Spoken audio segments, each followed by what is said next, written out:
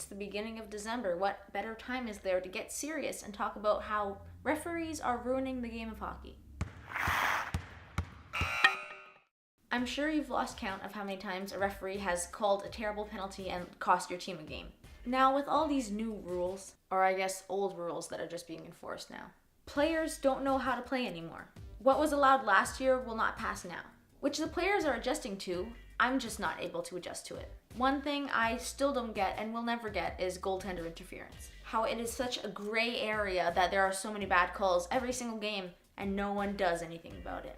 Let me use a disallowed goal scored by the Leafs for an example. Let me set the scene. It's November 20th, Leafs versus Coyotes.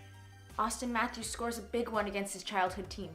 This goal would have made it a 2-2 tie, and with less than 4 minutes left in the third, this goal could have brought us into overtime and who knows what would have happened there.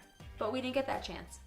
Because the thing is, right before Austin Matthews scored that goal, Zach Hyman shoved the goalie with his stick. Let's look at this objectively, okay? No team bias here. Hyman was standing by the crease when 2 Arizona guys sandwiched him and pushed him into the goalie. Not only that, but afterwards, the goalie had a reasonable amount of time to reset himself. Now I know reasonable is subjective, but if you read the rulebook, rule number 69 to be exact, you'll find that a goal cannot be disallowed if the player who pushed the goalie was pushed by the defending team's own player. Are you guys following? Why was this goal disallowed? In my opinion, the referees are ruining the sport. They call all the shots. Literally. And if you think I'm just being a Leafs fan, why don't we take that Colorado game back in October? It's the same deal here. A goal is scored late in the third to tie it up. There was a coach's challenge to challenge if it was offside. A challenge can only be used directly relating to that play. The coach's challenge was for the offside directly related to that goal being scored, but they disallowed the goal based on a previous offside. And the NHL actually admitted that they made a mistake. It was that bad. And this isn't the first time they've issued an apology, not even the first time this year. But I get it. It must be hard to be a referee. The game is really fast.